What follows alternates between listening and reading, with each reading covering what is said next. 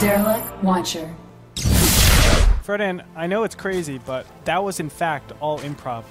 Yeah, I mean, Terry is doing great, and definitely hit him up on Twitter at HJK490. He picked the most convoluted combination of letters and numbers to troll all of you. But definitely hit him up. He's doing a great job on social media. Thank you again, Terry, for stopping by. But we've all come to see this, which is the best of 5 between Scarlett and aLive, game number 2. Andre, why don't we go ahead with introductions? All right, ladies and gentlemen, the red Zerg in the top right-hand corner of Derelict Watcher. It is Acer Scarlett.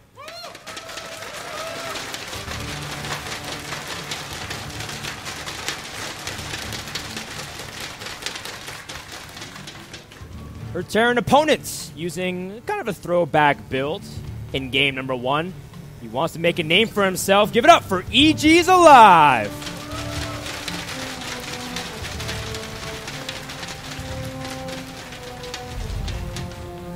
Now, how does aLive actually approach the... Whoa. Oh, never mind. No, this is crazy. Look at this. He's going refiner. Did he forget his barracks? Oh, my goodness. I think he actually forgot to make his barracks first. Well, yeah, I mean, usually you go command center barracks then gas, but to go gas before barracks, unless he wants to rush for a quick factory, I don't know. And aLive has shown that he's willing to go a little bit off the cuff, still stay kind of core to the idea of a command center first build, but maybe change it up a little bit. I'm just going to kind of watch and see. But what do you think, Andre? What can we expect? You know, as you said, it's probably going to be, if at all, a fast factory. I can't really see him going a really, really fast repro directly after this. And look, he's supply capped. This is a big problem because he will be supply capped for a good time, and he won't be able to make SCVs. Normally, you transform your CC into an orbital command center, and now he won't be able to do that quite as fast. But we'll see. I mean, maybe he's saying to himself, I don't want to purchase 2 refineries, so let me just get one really, really quick, and then I can make a factory directly after that. Here we go. One thing that is interesting is that if you go CC first and you try to go barracks gas, you do have a little bit of misalignment with orbital commands. But if you go gas first, I just noticed that you will have double mule at the same time, so it might be convenient in that regard. Maybe aLive just trying to do a little take while he is going for a quick factory and a reactor. Now, he did manage to squeeze out 1 Marine, but normally you go 2, so that way you can kind of defend your mineral line if you needed to. But again, I'm curious because aLive is also SCV scouting early on, which is not something that every Terran does in this matchup either. Yeah, a lot of people just say, hey, I'm going at CC first. Let me just run with it. Let me try to just take that risk, assume my opponent isn't doing any early game pressure, and go from there. But, you know, very famous players also like Flash. He's definitely a player that says, hey, I'll just CC first, or excuse me, scout first, make sure that I can defend my CC, and go from there. All right, a couple interesting things developing here, Greenstorm. The first is that aLive took a quick second gas, and he's going for a second factory. If he starts building that tech lab, we can almost assume it'd be a throwback to the Blue Flame Hellion build with double factory, 3 at a time, and it's a tech lab. So I do think we could see, again, another comeback of a normally old build, and if Scarlett's not prepared, you can have 18 or so Hellions just come in and overwhelm you completely. And think, that makes a ton of sense. Last game we saw Scarlett go for the double upgrades, double 5 minutes. That means not only do you have a lot less gas to work with because you got your gas later, but your metabolic boost is coming out later. Also, your upgrades are prioritized, so you're not getting roaches. And if I just get a lot of Hellions, it doesn't matter what your upgrades are, I'm going to be able to take advantage of you with a composition advantage. Oh, aLive going to use his first 2 Hellions to scout immediately what his units, what his opponent is doing. Instead, you're going to try to see if you can pick off any amount of workers. Does manage to get 1, but Scarlett has been able to hold off. 2 Hellions is not that big of a threat. You want 3 to be able to one-shot workers. Yes, sir. Very nice micro coming out from Scarlett. I don't think losing a single, just 1 drone, excuse me. So, doing a good job. aLive going to come around here, and you can see not able to keep up completely, but sending these 2 Hellions in, this should actually notify Scarlett a little bit, hey, something might be amiss. Why would you send in your first 2 Hellions right away if you weren't going to do something a little bit cheeky? I do think it is a little suspicious. You want to kind of group those Hellions together so you can take on Queens, make sure that you can handle any amount of swell of Zerglings. Usually keep them in bundles of 6. But instead, aLive is just using them 2 by 2. And it's looking good. Now, I do want to mention the positioning of the evolution chambers actually helps out a lot. You can put a roach warren here and then have your two queens just sit right there transfusing each other and really stopping any of those Hellions from coming in to do stuff. Let's go ahead and take a look at what aLive is doing back at home. A lot of Hellions swelling up over at the natural base, and a third command center is out, so this will not be a full out all in. It's just very, very heavy pressure.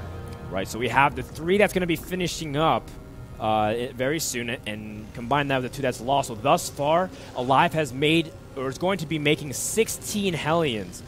And that's going to just be a big, overwhelming count. Scarlett now sees the Hellions, and he's moving his queens out of position. And now, all of a sudden, the Zerglings get roasted immediately. It doesn't matter if they're trapped if you don't have the DPS. But, oh no, Scarlett does manage to leave also a small little opening, and now 5 Hellions are in the main base of Scarlett. Oh, nice little hatch there. The Zerglings are going to come out in time, buying a little bit more, but it's going to be enough now. Drones being pulled off. Just a couple at a time. Really nicely done. So the Flame Hellion doesn't stack up. Well, the Hellions did manage to pick off 11 workers thus far, trying to see if they can get another big shot. Wow. But Scarlett manages to hold Scarlett without critical losses, but still a significant amount of drones has dropped, Retorp. Yeah, but think, relative to last game, I mean, like, Scarlett lost so much more. A lot more mining time, a lot more drones last time around, and she still was able to come back. This time around, not only is it on Derelict Watcher, which is a lot easier to go ahead and creep spread, but you also have most of your army intact. A little too early there. Jumping the gun just a little bit, but as you can tell, our production guy's a aLive fan. Yes, he killed 13 drones. aLive wins. It's like, no, calm down. aLive's not playing Idra.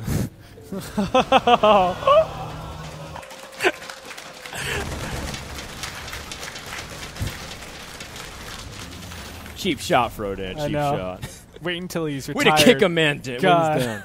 Scarlett's now going to continue creep spread. It's interesting that you said that it's easy to spread creep on Derelict Watch. I never got that vibe, but I feel like with Scarlett, I mean, she's so aggressive with her creep, maybe she can make it look very easy. And that can, again, attest to how faithful she is to that. As right now, she is preparing for a Spire choice of tech. 2 meters on the way, but more to come as soon as Scarlett establishes more of her economy. That's right. And right now we just play the waiting game as both of these players are just massing up. Look at this. Siege Tank is going to be incorporated, but double factory production of Widow Mines is able to actually stop a lot of harass coming out from mutas. Still, Scarlett will probably be able to get in here in the beginning phase, but I think these mutas are primarily defensive for now. Getting the 2-2 is very expensive. That's a total of about 4 mutas, so you are really risking a lot. You're obviously saying, I'm not going to get a huge swell of mutas right away to put pressure on your opponent, so she's definitely going to be a lot more defensive here.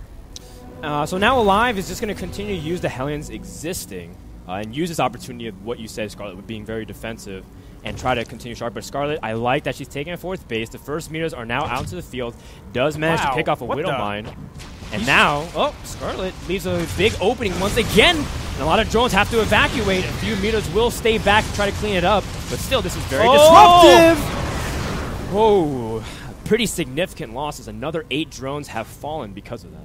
Yeah, kind of crazy. That was really audacious by aLive. I mean, how could he actually know if going in there would yield him any results? But as you said, he was just using his residual Hellions left, saying, okay, these are throwaways. Let's just go ahead, trade him out, and see if they can do any damage. Guess what? They did a lot of damage. And now aLive, well, I like that he's taking a 4th base much quicker. 4th command center has finished. But is he prepared for the incoming muta harass? There is 1 Widow Mine in position, but I think Scarlett sees it with the little indentation on the ground. Didn't try to pick it off before. Very good job again, just to kind of poke it out. Make sure she doesn't take too much damage from it. That's right.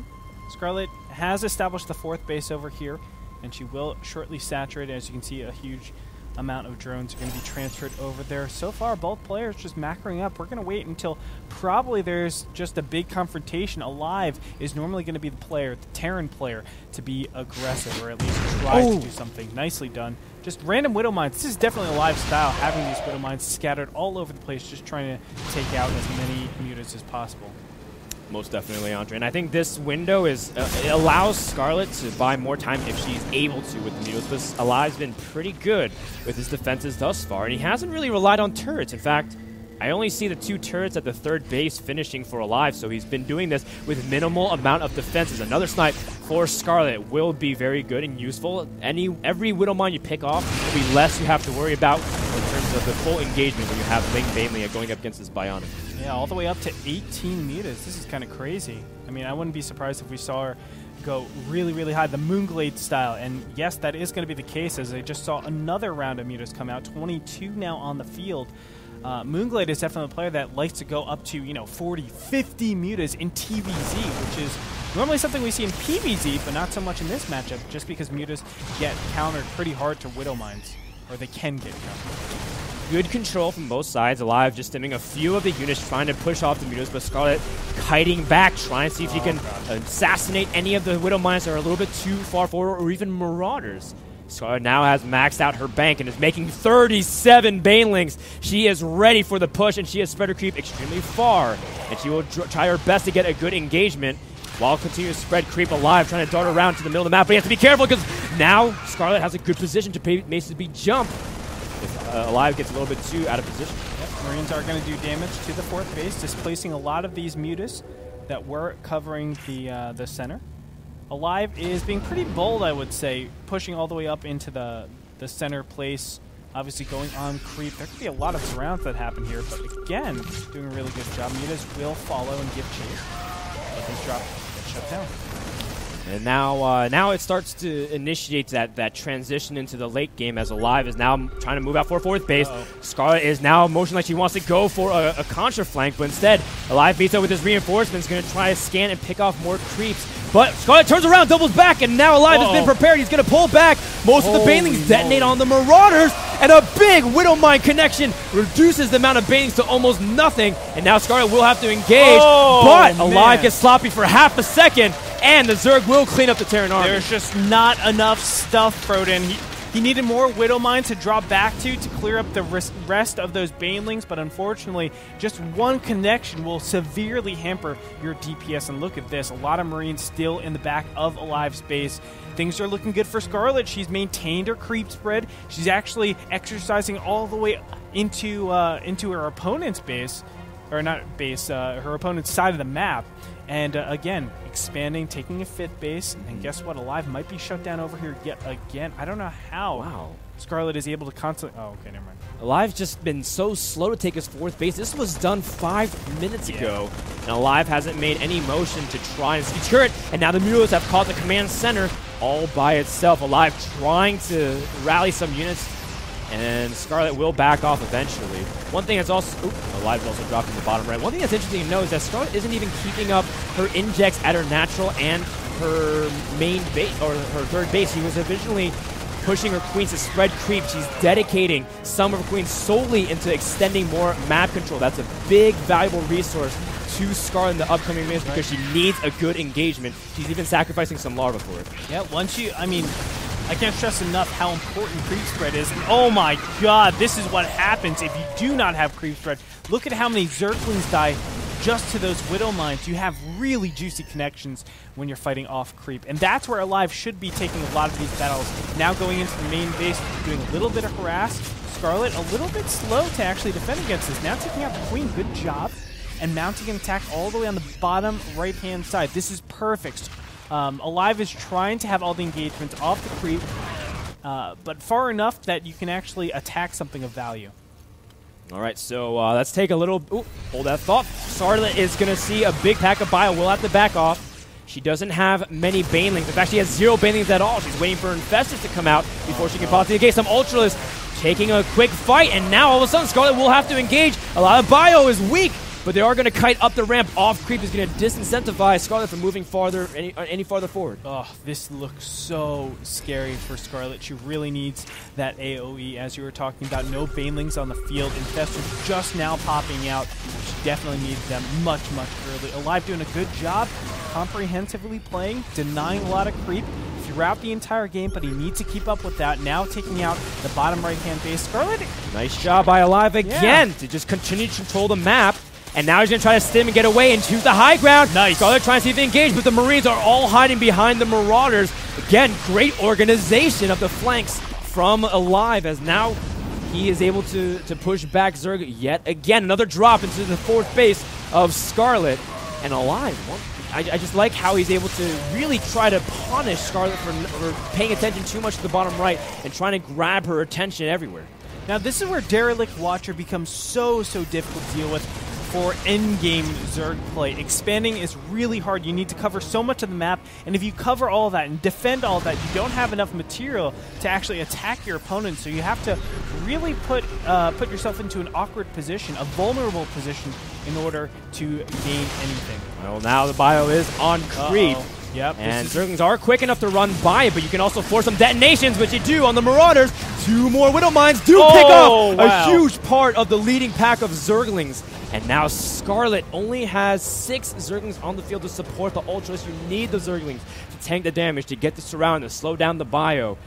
Scarlett does have Queens for Transfuse and a few Infestors, but she's not done rounding out her army. Greater Spire on the way. aLive has finished 3-3 a long time ago and is now almost an exclusive Marauder production. aLive's bank is pretty heavy, while Scarlett's still trying to secure another base on the map. That's right. And the base you should really try to look for is that top-middle expansion. This is going to be the easiest defensible position just because it's the natural progression of this expansion. That's why it becomes really hard, because you want to defend this mid-right, but at the same time, you have to defend the top middle. So I almost feel like you should give up this base and say, okay, I really can't defend that. Let's go ahead, just take the whole top of the map, and then be able to just direct everything from top to bottom, trying to attack my opponent. And now Scarlett is moving over towards the middle of the map. Sees an opportunity to try to see if he can harass a little bit into the 3rd base of aLive. aLive now doubling around, heading, trying to even meet the Infestor in position. Oh no! Scarlett has so much energy racked up in this Infestor, she cannot afford to lose these Greetorp. Yep. Stimming a couple units out. No, the Infestors! A 3rd!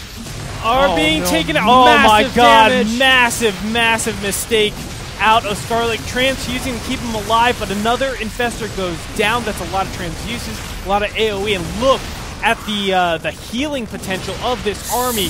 Oh no, Scarlett losing her last Infestors. Brutal, Frodan. And now Scarlett has no spellcasters to support them. These Ultralists, Scarlett will have a couple of units finishing. Broodlords are morphing, but Scarlett would much rather be able to support those Broodlords with an ability to lock down this bio, which has been slippery all game. aLive also sending a force to the bottom right corner, again trying to limit the number of bases from Scarlett. He is all over the map. And aLive has come back with a fury in game number 2. Yeah, really well played. A different aLive. He's just been so aggressive and been able to defend a lot of these positions. I do have to say, I felt like Scarlett was in a good position to win the game straight up, but she just didn't take it. I feel like if she attacked a lot earlier still, it's hard to tell. Scarlett just wants to go into the endgame. This is what type of player we know Scarlett to be. Just that very comprehensive, go into war of attrition, try to win through just overall better execution and decision making. It's not over yet by any means. Scarlett still has a pretty intimidating army, and now she's continuing to pad it with better upgrades. He's getting Corruptors to support, and aLive is now also transitioning to Vikings. But if you can catch Terran off in one bad engagement and be able to move forward without them being able to gather themselves, it's still there's still a opportunity for Scarlett to be able to come back to this game. Yeah, definitely. Even though right now she's struggling a little bit. She just needs a good engagement. That's what ZBT really comes down to, having the good engagement, but also having the ability to have the good engagement. That sounds kind of weird, but as I always go back to, creep is the #1 way to really dictate how well an engagement goes. And that's why Scarlett really isn't pushing out into the middle of the field, because she wants to make sure the next big engagement is on creep. Because if it's not, she's gonna lose pretty hard. She doesn't have a big bank. No, she doesn't have it all. She only has 400 gas. That's barely enough to make a pair of 3 Infestors. And now Scarlett will continue to try to secure a base, moving over more towards the northern western part of the map, while a few units are trying to line up for a potential run by, but aLive does end up seeing it. And aLive's also going for some Marauder drops, late game Marauder drops. I love this kind of play just because Marauders are so tanky. They're able to take up production super quick. Scarlett dedicating 3 Ultralists to a run by in the bottom, but it's not going to get much done here. No, it is not. And as you said, the Marauder drop going into the mid-right-hand position, but this is cleared up quite a bit. But this is a very fresh expansion that Scarlett needs to defend And guess what? The Marines finally are going to be stemmed now, targeting down some of the drones. Really, really good stuff from aLive. aLive is everywhere. Another Infernal Energy Infestor drops, maybe even 2. No, but aLive does manage to pick off a hatchery also over towards the eastern part. And now Scarlett is down to just 1 or 1.5 mining base. She's about to saturate, so it'll bring up to 2. And aLive is just sitting very comfortable. He has a big bank. He has a strong army. He has little amount of workers. That's something that's also important to note. The highest I've ever seen aLive's worker count go was in the low 60s. So for a long time, he's had about 130 armor supply. Oh no! Oh no! Oh no! Scarlett has more infestors in the middle of the map here. She needs to be so careful. That's definitely been a big problem. ZerG's going to engage against this Marauder heavy force in the bottom middle position. aLive trying to take an expansion. He has a very clear way to actually play this out. It's hard for Scarlett to really justify her actions right now. How does she attack her opponent while at the same time defending the top middle expansion, of course? Oh no, the Broodlords as well. They're caught in the middle of the map. The Vikings have discovered where the Broodlords are. Scarlett might try to use this opportunity to bait the Terran army, but aLive wisely backs off. 1 medevac, a little unlucky in the positioning. Does manage to pick off, but aLive's willing to trade that if it means 2 or 3 less Broodlords that he has to worry about. That's right. Another drop. He's going to be able to do a lot of damage over here. Wow, wow, wow. Oh my goodness. 75 drones killed throughout the whole game. Now Scarlett's going to come back here to defend. But oh my gosh, aLive is starting to push on creep. He feels confident. Just going to deny it first, but I'm sure we're going to see an engagement very, very soon, as aLive does not want to keep this composition while Scarlett just maintains a better and better and better composition. A good idea from Scarlett, trying to use that watchtower to maybe land a fungal from the high ground.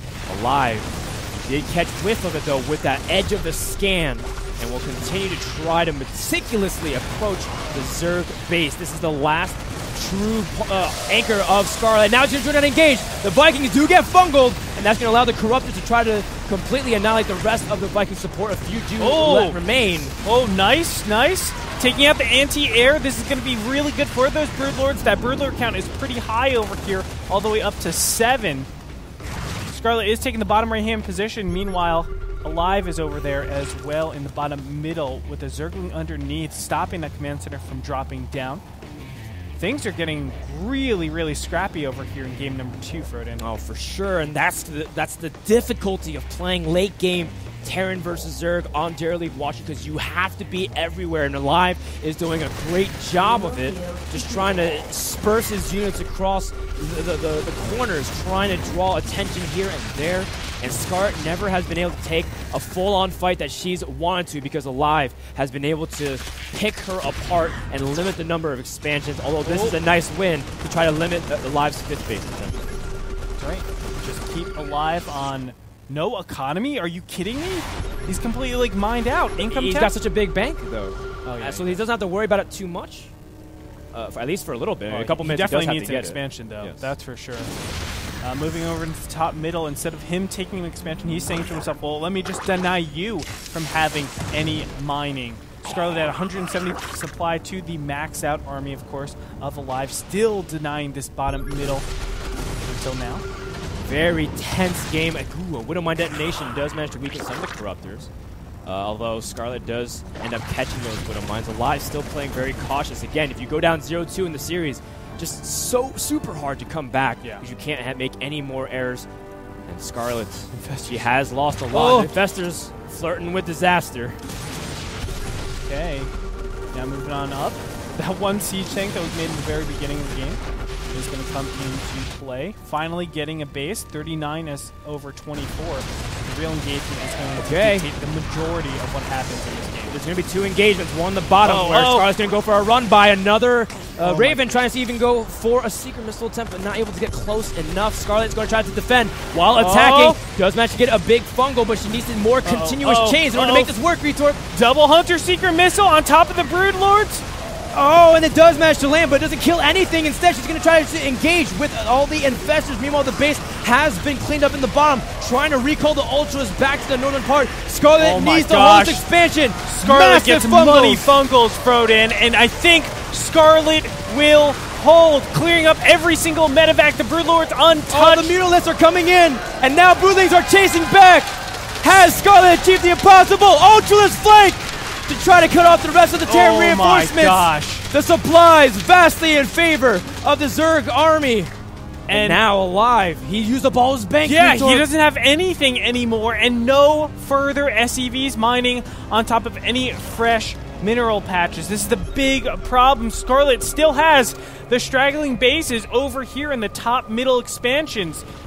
She's looking really good, but another aggressive stance over in the bottom right-hand corner. No medevacs, though! No medevacs, and aLive is losing more units that he can't necessarily keep affording to trade. And that is about 15 supply, but I mean, Scarlett does manage to trade out. Viking is catching and Brewers out of position. Queen's trying to transfuse. A fungal does land on a few of the Vikings, and the Corruptors will start getting to work. And this is very good for Scarlett. The supplies are not very good for aLive. He doesn't have that much army.